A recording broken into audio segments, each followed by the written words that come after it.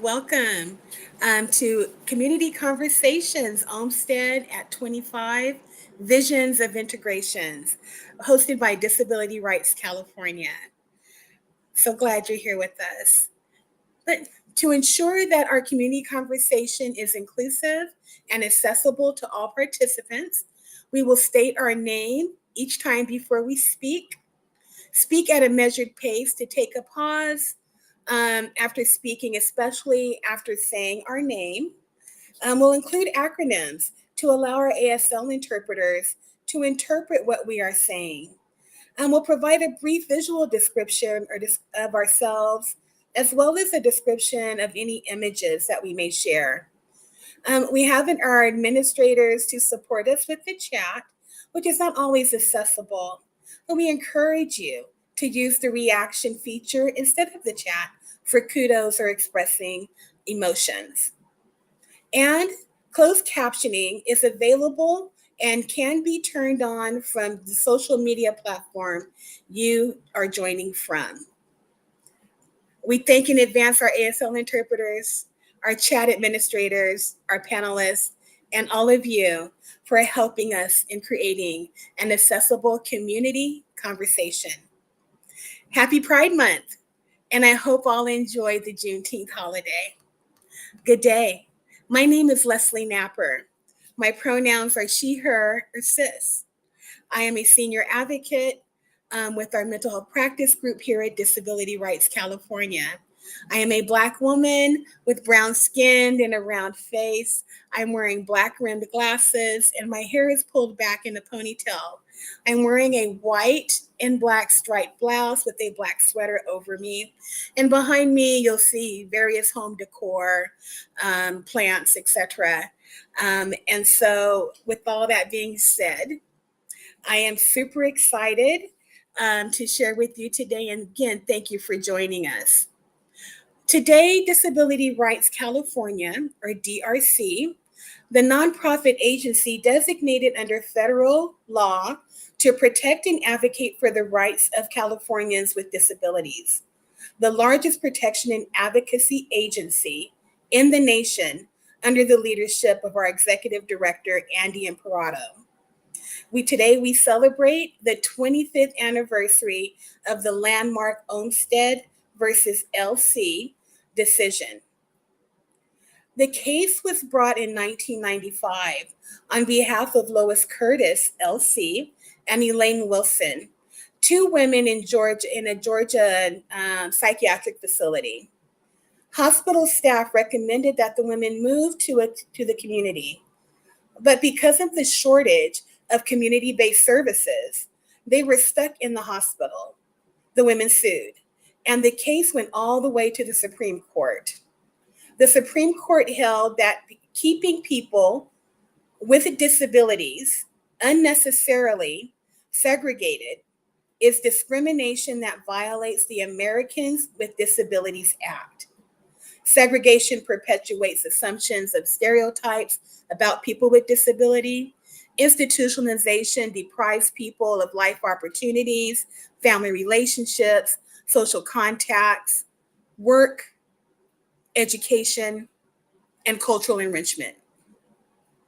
States are responsible for systems that unnecessarily segregate people with disabilities, whether or not the state themselves own or operates the facilities in which people are segregated. People don't have to be institutionalized to advocate or vindicate their right to live free from unnecessary institutionalization. Unnecessary segregation isn't just about where you live. It includes employment, education, courts, and carceral settings. I am so excited to introduce today two amazing attorneys with Disability Rights, or DRC, California, to share their work and how they have applied Olmstead. Samuel Jan is a senior attorney, senior mental health policy attorney at Disability Rights California, DRC. He has a long history of involvement in California's mental health systems as an advocate, person with lived experience, family member, and a former provider. Prior to joining DRC, Samuel was a mental health patients' rights advocate in Santa Clara County for more than 5 years. He was formally appointed to the Patients' Rights Committee of the California Behavioral Health Planning Council and is currently a member of the Department of Healthcare Services, DHCS, Stakeholder Advisory Committee. He lives here in Sacramento with his partner, daughter, and 2 cats. Welcome, Samuel. We're also joined by Michelle Copeful, who is a litigation senior attorney with Disability Rights California's Mental Health Practice Group. She has spent her legal career working on issues at the intersection of housing and mental health. At Disability Rights California, Michelle Copeful has helped develop and lead a range of complex litigation on mental health disabilities and advocacy, involving constitutional and disability rights on behalf of people living with mental health disabilities. Prior to joining DRC, Ms. Copeful worked at legal aid organizations in Orange County, where she litigated cases involving homelessness and enforcement of affordable housing laws.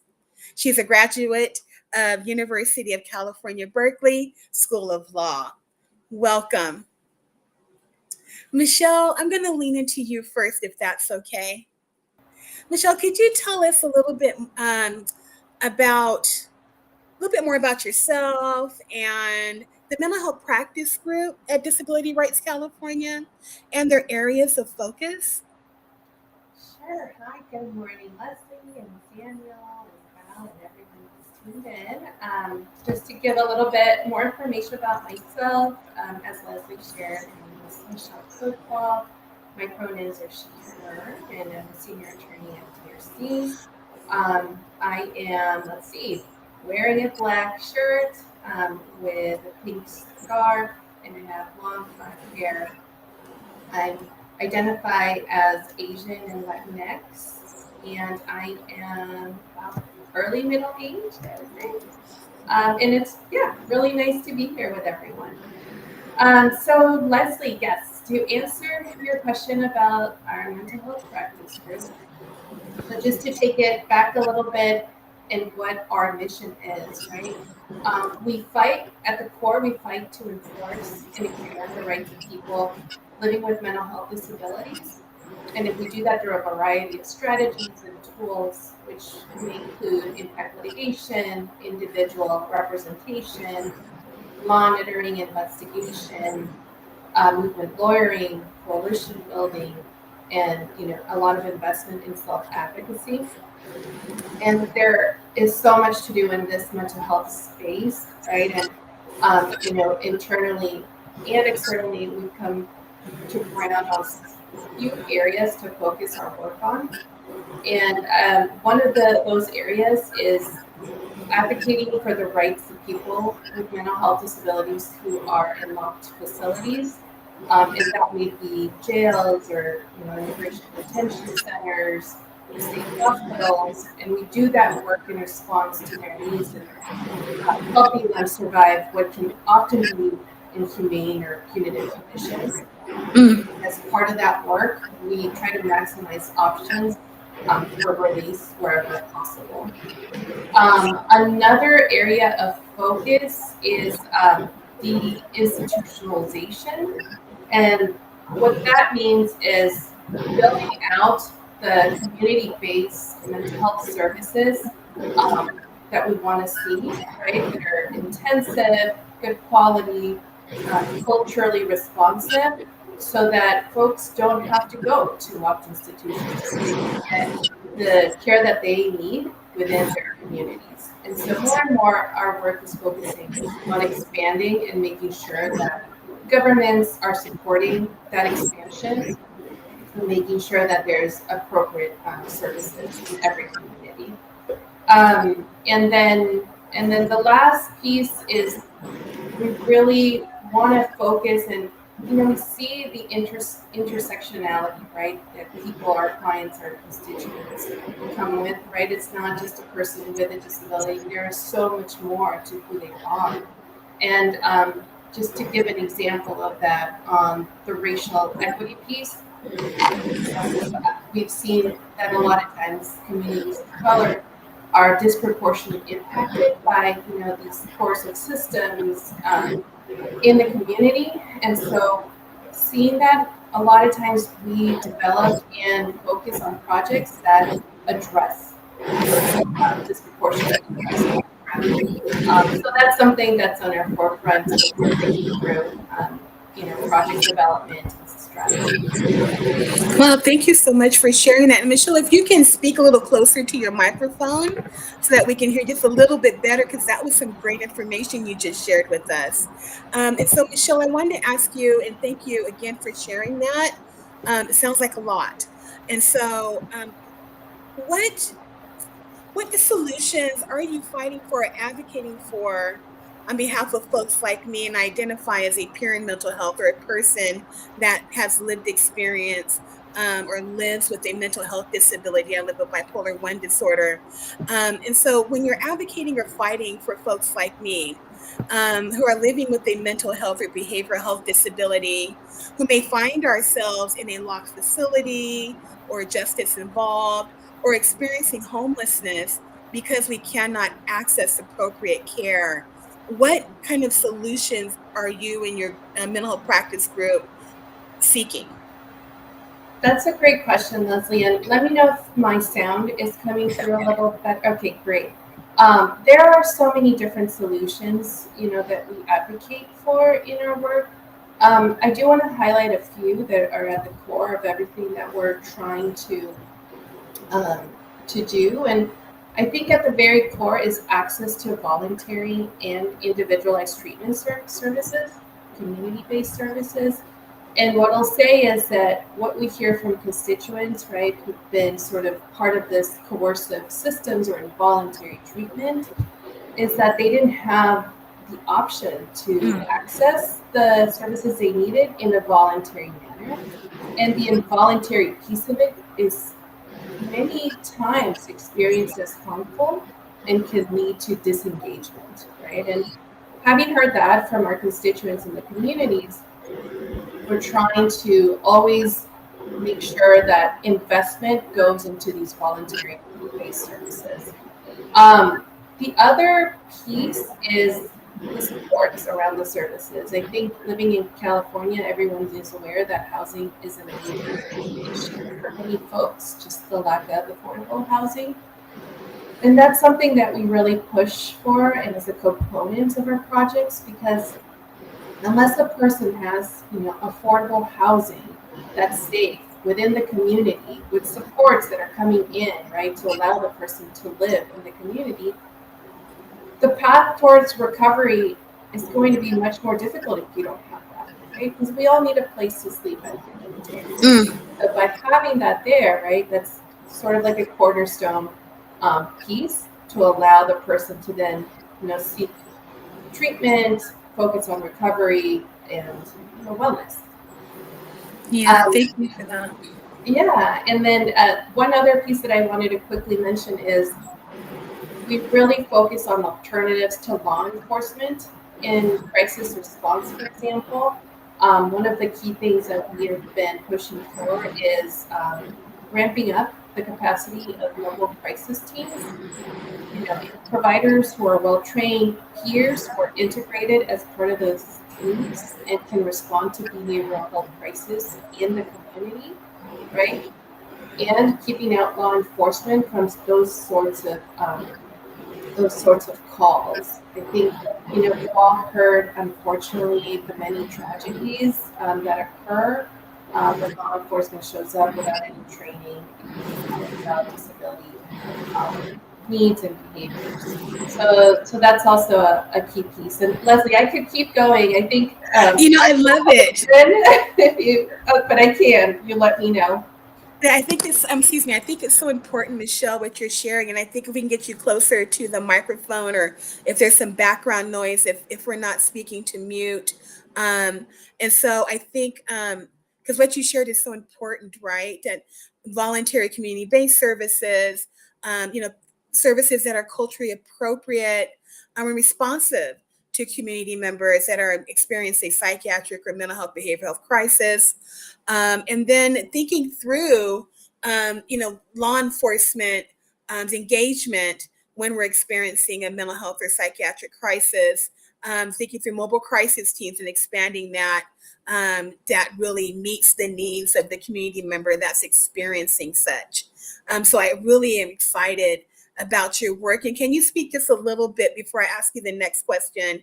Is what does, as a peer advocate, a person with lived mental health disability, what work do you do? Actually, I'm going to segue this into the next question. Actually, thinking about peer involvement and the importance around that, having someone that I can identify with when I'm seeking services, and then also, can support some of the workforce shortages pieces. And for all of the audience that were participant of our previous community conversations, there's a wonderful conversation around what alternatives to lock facility could look like, and involvement of peers, from our colleague Vanessa Ramos, and then also from Susan Gallagher, the executive director of Cal Voices. So when I'm thinking about involving peers in all aspects of care, and thinking through the work that you've shared, and the remedies that you're seeking to help us get a better sense of the advocacy efforts of Disability Rights California's mental health practice group. Could you share some examples of your work, like something we can Yeah. get the picture?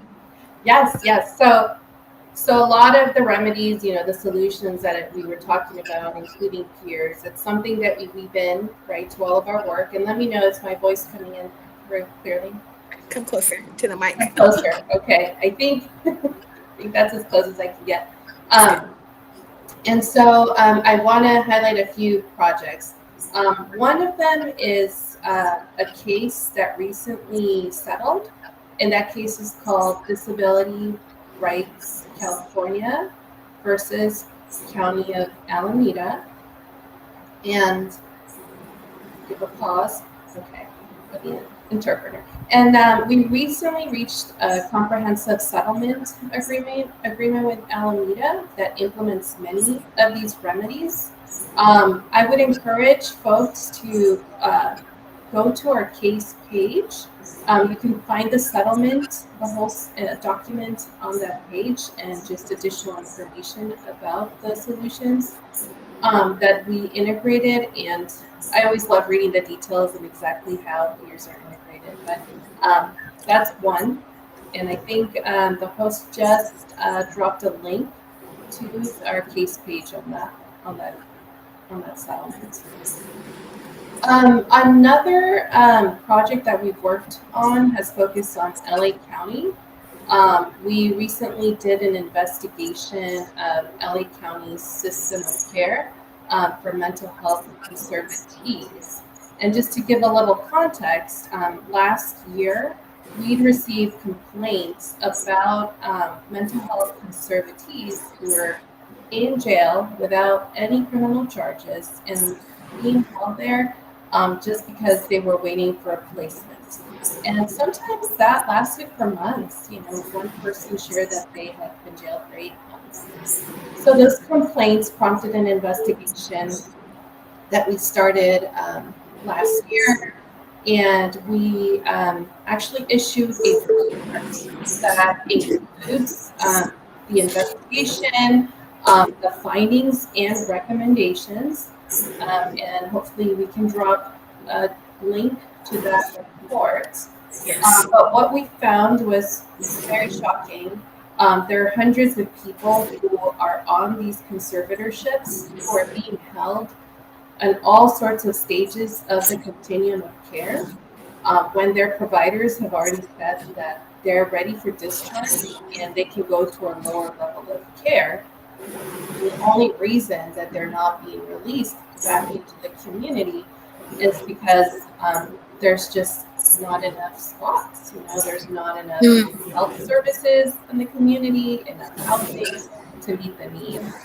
So that report includes a few recommendations, and as I mentioned before, Leslie, one of them is making sure that these services, mental health services, are robust, right? And one of the key things that the MHPG advocates for is what's called assertive community treatment. The acronym is ACT, and that is a very well-researched, evidence-based approach to services in the community with robust standards, and not widely implemented across California, and something that we would like to see in order to support folks in the community.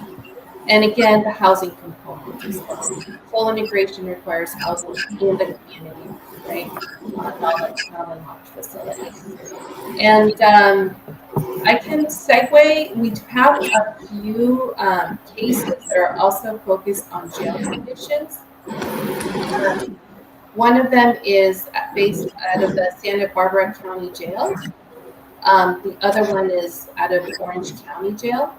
And so those cases are long-standing. They've been settled for a while. And what the MHPG practice group is doing now is making sure that implementation is happening on the ground for folks with disabilities who are, living through this punitive course of systems, and making sure that their needs are being met to the best, as best as possible. And so those are jail conditions. And we also have a case similar based on conditions. It's called Franco, and it's about folks who are in immigration detention centers. And the case is mostly about being able to identify individuals with serious mental health disabilities and making sure that they get legal representation through their immigration proceedings, which is incredibly important because of how opaque and bureaucratic the immigration system can be. So we have many different sort of projects. We have at the forefront sort of the Olmstead cases where we're trying to ensure services are in the community and promote integration. And we also have some cases on conditions within the jails, and many other projects, Leslie. Great. Michelle, thank you so much. So informative. And we're having a bit of a time hearing you. Sounds like the fan is in the background, but thank you. And the ASL interpreters are doing their best to capture. We hope our audience was able to hear Michelle. But Michelle did share some amazing reports. The LA Stuck report, fantastic. Please check it out when you have the opportunity. And then there are some other links, like to the jails cases that Michelle spoke about. Please check those out too, so you can see more about the work that Disability Rights California's mental health practice group is involved with. And so, Michelle, I want to ask you another question, but I want to lean in. I want to give you opportunity to hopefully support your audio. So a question I do have for you is, are there any limitations to the work that the mental practice group does? Like, how do we fix this? Right. Yeah, hopefully, I was hearing a little bit of that background noise, but I think it's gone. So hopefully there's no fan on my end. I'm not sure. Sorry, folks. So yeah, in terms of limitations, I think our team would want to say there are no limitations. We can, do it all. But if I have to think through that a little bit more, I think, resource capacity limitations, is something that we have like most other organizations. But we have, in place case selection criteria. We have conversations, internally and with community partners to talk about how to strategically select and allocate our work.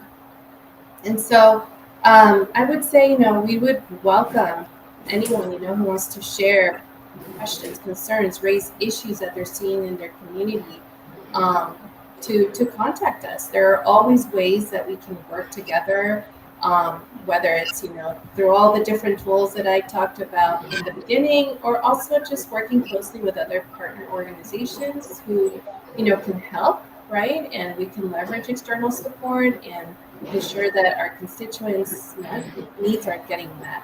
Um, so I guess with that said, I would really encourage folks to reach out and contact our intake line, and we want to hear from you. You're all really important to this process.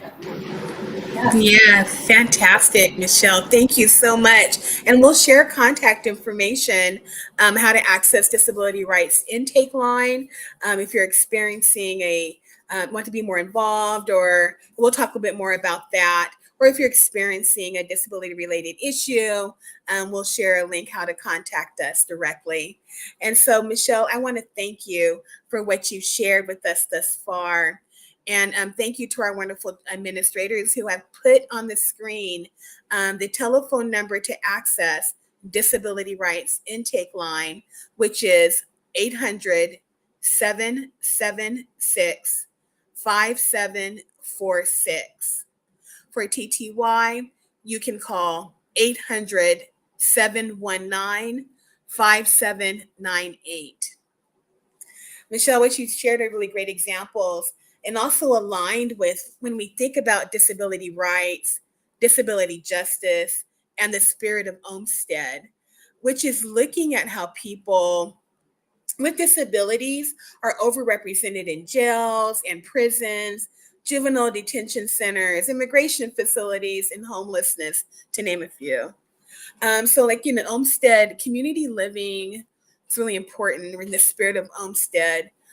Is having same opportunities that everyone else has, right? Living without surveillance and with freedom or autonomy, and living in fair and just communities without experiencing forms of oppression.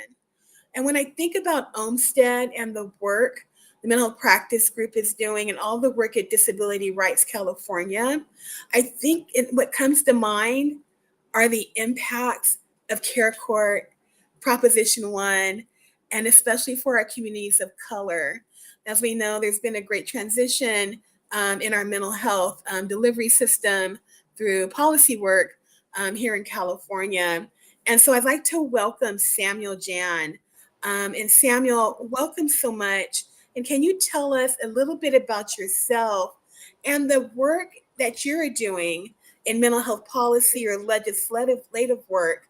And what policy do we, the community, need to be aware of? Yeah, absolutely. Thank you, Leslie, for having me and for hosting this. My name is Samuel Jan. My pronouns are he, him. Is the audio okay? The volume? Perfect. Okay, awesome. Um, so I'm a mixed race male with a black shirt and clear glasses. I'm a policy attorney in our mental health practice group. So my role within our organization is I work with Michelle, and I work with other folks in our litigation unit, and I also work with our public policy unit. And so most of my work involves weighing in on state legislation, like Care Court, like SB 326 and AB 531, the bills that led to Proposition 1. And as you said, Leslie, California is in the midst of a massive behavioral health reform. Many of these reforms have been driven by Governor Newsom and his administration. And we really have some pretty significant concerns about the direction of some of these reforms and where they're taking our mental health system. The most high profile ones are the two that you mentioned, Care Court, Proposition 1, and one additional one, SB 43. So I'll go through each of these reforms, summarize what they are, how they are currently changing our mental health system, and our concerns about each of them. Um, so Care Court, we've heard so much about it in the media. There's just been a lot of attention focused on Care Court. And I think a lot of people maybe have some confusion about what exactly it is. So Care Court is essentially an entirely new court system that our state has created to subject people to court-ordered treatment. Um, and these are Care Court specifically applies to individuals who have psychotic spectrum disorders like schizophrenia. And the law allows third parties, such as a family member, an emergency responder, or a roommate, to file a petition in order to subject an individual to court ordered treatment. So essentially, once a petition is filed, there's this whole process to determine whether that individual can be subject to court ordered treatment. Um, and if ultimately that court determines that they do require court ordered treatment and they don't comply, then there's a presumption that that individual requires LPS conservatorship. So there's quite a big coercive hammer at the end of the process that can lead to someone being placed on conservatorship and being placed in a locked facility for a very long period of time. Obviously we have a lot of concerns about this as disability rights advocates, as people who are working with and representing the disability community. Politically, Care Court was sold as a tool to address homelessness, yet there are no services attached.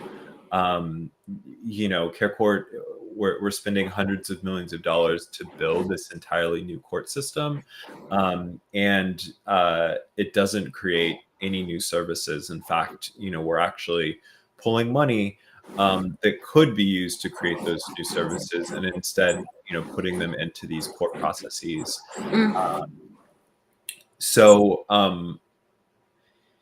Another really significant concern that we have about Care Court is the disproportionate impact on people of color.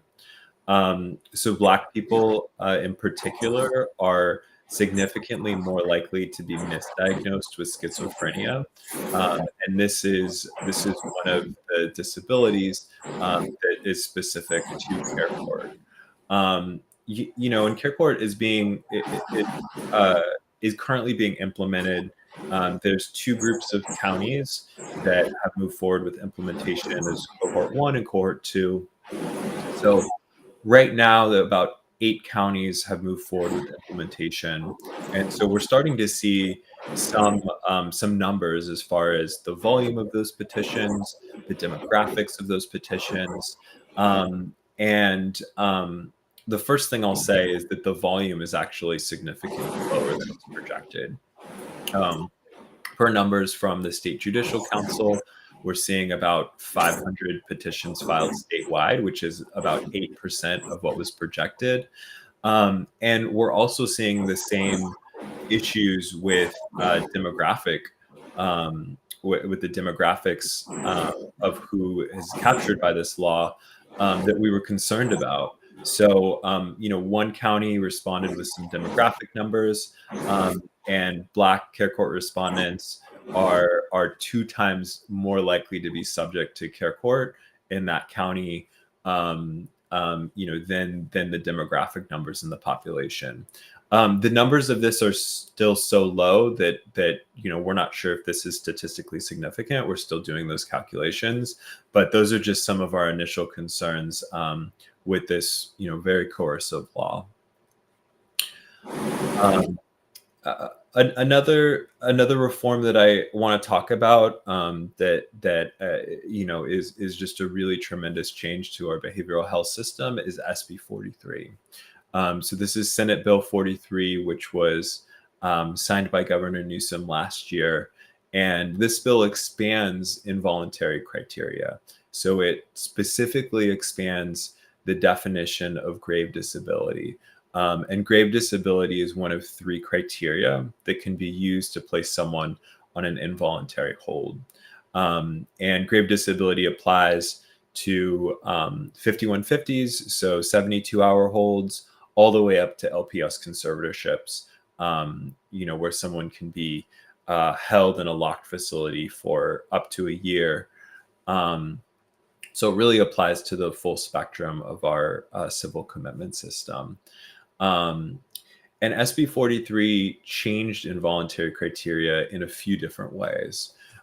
So one of the most significant things that it did is it now allows people to be held involuntarily for substance use disorder alone. So this is a tremendous change to our behavioral health system. There are estimates that it's going to expand who is eligible to be held in these facilities and taken in and locked in these facilities by up to 3 times. This system is already overloaded with people. People are getting stuck at different parts of the system. And so to then increase the number of people going into it potentially by 3 times, it's going to cause tremendous issues within our civil commitment system. Another change that SB 43 made is it expanded grave disability to include inability to care for personal safety and necessary medical care. So this is an additional expansion of that involuntary criteria. And not only do we have concerns about more people kind of being swept up in this and taken into these involuntary facilities where many people experience trauma and experience loss of civil liberties. But there are also, of course, concerns about the capacity of our system for this huge influx. The other reform that I just wanted to touch briefly on is Proposition 1. So folks might have seen this on the March primary ballot. It is a massive, very confusing measure. I think it took up like 2/3 of the voter guide. And I know a lot of people were very confused by it as well, just because it wasn't totally clear exactly what it did. And I'll kind of summarize the ways that it has changed our system. So there are essentially 2 components of Proposition 1. So the first is that it changes allocations within the Mental Health Services Act. So the Mental Health Services Act is a 1% tax on incomes over $1 million, I believe, and that money is then used to fund community-based mental health services. So Proposition 1 changes the allocation and actually reduces money available to fund community-based mental health services, and increases the allocations that counties are required for housing. The second thing that it does is it also includes a bond component. So this is $6.2 billion that's going to be a general obligation bond, and 4.4 billion of that 6.2 billion is allocated for building behavioral health facilities.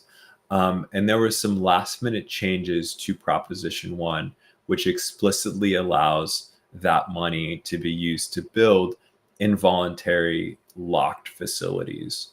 So we have really significant concerns about both of these pieces.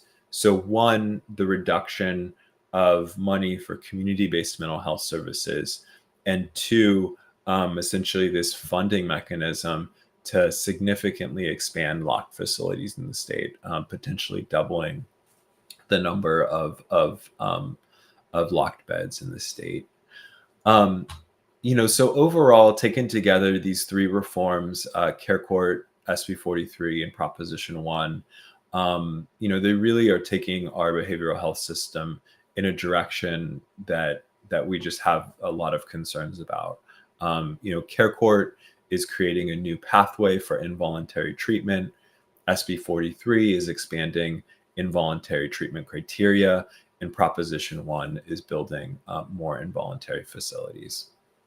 Wow. Please unmute me. So thank you so much. My gosh, Samuel, thank you for sharing that and summarizing some of the initiatives that have come down or are present with us here. We know that Care Court has passed, is here. Cohort 2 is rolling out in December of 2024. Yeah, exactly. Yeah, so by December of this year, all counties will be required to implement Care Court. And that encompasses SB 43, which is the expansion of gravely disabled to include solely substance use. When folks that experience substance use disorders or have a substance use issue. And then also Proposition 1, as of 2025, I believe what counties either implement or they begin their planning for implementation. Yeah. So for SB 43, so the bill does have a provision that allows counties to defer implementation for up to 2 years. So only 2 counties have moved forward with immediate implementation of SB 43, and that's San Luis Obispo County and San Francisco County. The other counties are going to implement within the next year or two. So many of them have deferred all the way to 2026, but some of them are going to start implementing in 2025. And then Proposition 1, the bond money is 3.3 billion of that bond money is going to come online actually in July. And then for the changes to the Mental Health Services Act, now called the Behavioral Health Services Act, those changes are going to start in 2025. Thank you, Samuel. It's a lot. Yeah. And thank you to our chat administrators. This is Leslie speaking. To our chat administrators who have shared some links to learn more about the mental health policy that Samuel was discussing. These things are here. They're here now, and it makes me think of one of my favorite quotes, Samuel, which is, when I is replaced with we, even illness becomes wellness, right? And then also like thinking that there's nothing about us without us mantra from our mental health community and our disability community. So Samuel, with what you've shared, as we're thinking through Olmstead and what Michelle has shared about the work, what are ways that, we can learn more? And then what are ways that I can best advocate for myself, as a person living with a mental health disability? And then how can I get involved? Yeah, I think that's a great question. And, I think exactly what you said comes to mind for me as well is nothing about us without us, just a core mantra of the disability rights movement. And it's so important for people with disabilities. So people who are the ones who are being directly impacted by these policies to have the biggest seat at the table when designing these policies. And, that's been one of our biggest concerns as disability rights advocates and people with disabilities that we've raised is, we haven't really had a seat at the table in designing these policies. All of these proposals that I just talked about, they came out mostly baked from the administration. And the administration was working with other organizations on these policies behind the scenes before they were released to the public. And organizations representing disabilities were largely not involved. So I think it's incredibly important to provide information to our community about how to get involved. And there are a number of different ways. So one of the first ways that comes to mind is getting involved in local implementation. So these policies, they've already passed at a state level. They are moving forward, um, and there's not much we can do as far as changing the laws at this point. Um, but you can get involved in how that law gets implemented at a local level. And so every county is required to have a behavioral health board. That's a great way to get involved in local implementation. You could go to your county board of supervisors meeting when there's something on the agenda about about implementation of Proposition 1, for example, or Care Court. There's a statewide organization called the Behavioral Health Planning Council, and they take a lot of public comment. They also have public meetings. It's a great way to get involved. You can also contact your state legislator, so your assembly member, your state senator. You can go to hearings just by staying involved and hearing about the different proposals that are coming down the pipeline. So I think that there are a lot of great ways to be involved, and I think keeping an eye out for community conversations and more events like this is a great way to get information about what's going on and how to loop in. Yeah, I love that. Thank you so much. Love that. Michelle, do you have any thoughts you'd like to share regarding ways to get involved? I think, I would echo everything that Samuel just said, and it's really important at this moment, right, where governments are sort of moving along and not listening to the community, for all of us to come together and work together so that we can, build out this vision of Olmstead and now's the time. Reach out, intake line, contact us directly. I think we're so powerful.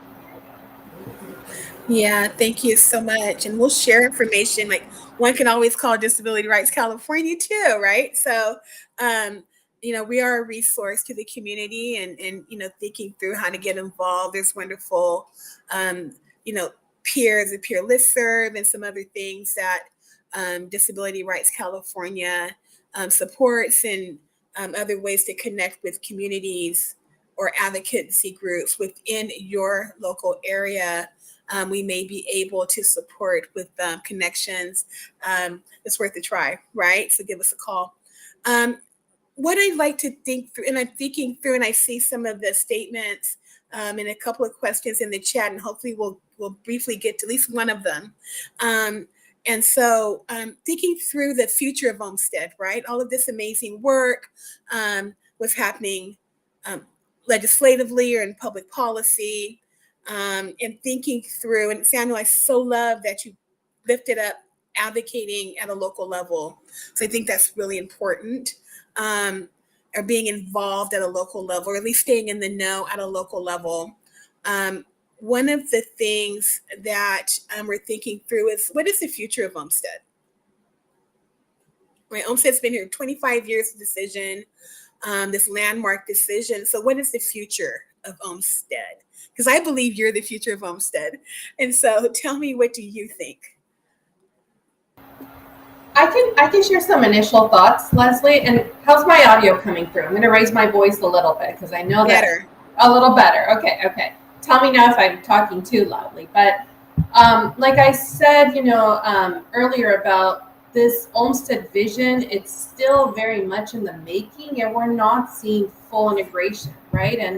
And so one of the ways that we think about it is, I think, investing and in the upstream interventions, right? And that means, like I said, making sure that there's affordable housing for everyone who needs it in the community, that there is a strong workforce of well-trained providers who can come and provide services in where someone lives, that peers are integrated at every level of care provided, because peers are amazing. They are so effective and engaging, and what we hear from our constituents is that they want to work with peers, so they need to be integrated at every level.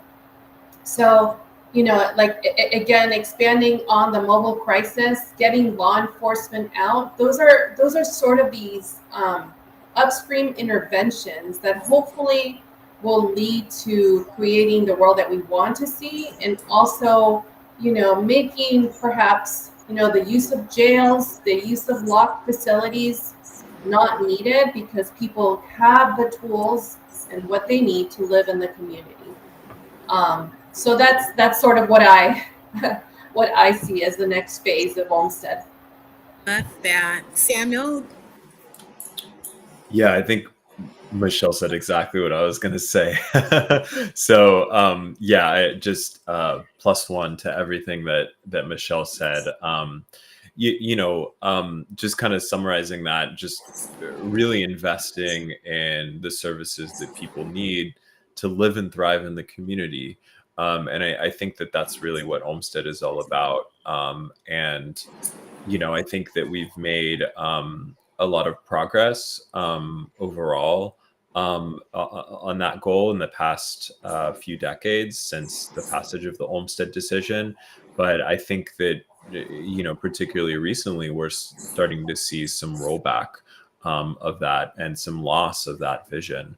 And so, continuing to keep that as our North Star, and realizing that we still have so much work to do in this space to ensure that people have the services that they need to live in a way in which they would like in the community. Yeah, appreciate that. Thank you. We have a couple of questions, and if we can take us a minute or two as we get prepared for closing. And I thank you so much for your responses to the questions. And so, one of the questions from the community members that are participating today is, what is being done to make sure that people who have mental health disabilities and different kinds of intersectional identities have access to mental health care? I think you both spoke to some of that, but can one of you maybe expand just a little bit more? Maybe take a moment or two. Sure, I can take an initial pass at this. So, that's a key thing for the work that we're doing within the mental health practice group.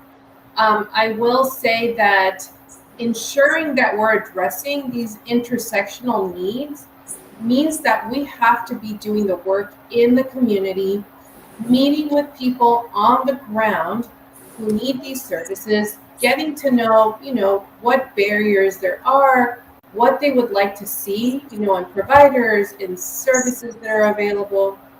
And that's really the key. Once we have this information, right, then we can advocate for those responsible for making sure that these are available, that they in fact provide what we call, culturally responsive services that are going to be, responsive to what the community is saying that they need.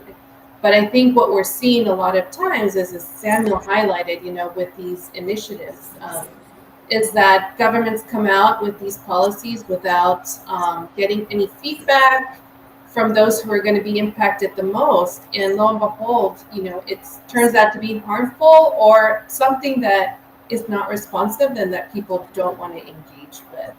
Mm. So I think that would be a key thing. Yeah, I don't know if, Samuel, there's anything you'd want to add? Yeah, no, I totally agree with all of that. And I think we have a tremendous concern about demographic disparities in a lot of different aspects of our work. I think one of the things that we've been concerned about is the disproportionate impact of coercive policies on people of color. Individuals who are Black and Latinx are over 50% more likely to be placed on an involuntary psychiatric hold. Additionally, individuals in under-resourced communities are less likely to have access to the community-based mental health services that they need.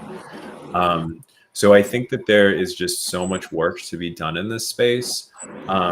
as far as addressing the needs of individuals with different kinds of intersectionality.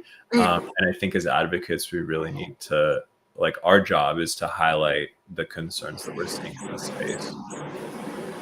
Yeah, thank you so much. And thank you for the comment. We see our colleague Vanessa Ramos in the chat. And Vanessa, yeah, it's super hard to leave locked facilities once one's in, right? And Vanessa asked because sometimes people think it may be good, it may be a good thing to force people into care, but they just don't realize how hard it is and that people actually do get stuck once they're in a locked facility, hence Olmstead. And so, right, Lois Curtis and Elaine Wilson, they fought to not be stuck in the locked facility, that they deserve to be in the community and experience what it's like to be in the community, like many of us have the ability to do, or the privilege or the right to live and be. And so, and have access to the community care that we need to support us thriving within the communities which we live. And so, Vanessa, I want to thank you for lifting up Samuel and Michelle. My gosh, thank you so much for joining us today for Community Conversations. You are amazing.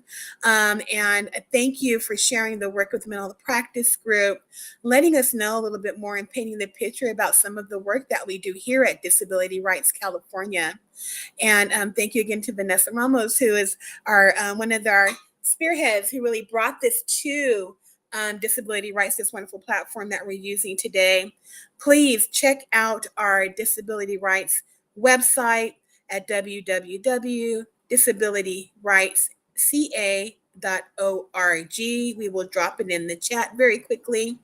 And if you feel that you are experiencing a disability-related issue, or feel that you have been or are being discriminated against because of your disability in employment, education, housing, or if you're trying to access disability-related services, please call our intake line at 1-800-776-5746, or TTY call 800-719-5798. Please do not forget to like where you are, where you're streaming, and stay in the loop, right? Check out our website to see what events are happening. Stay in the loop of what's happening in the world of disability justice here at Disability Rights California, and stay tuned for more community conversations. With all that being said, thank you again for joining us today. Thank you to our panelists. Thank you to our chat administrators. Thank you to our ASL interpreters. And thank you all for joining us this afternoon as we speak through Olmstead at 25 Visions of Integrations. All be well. Bye-bye.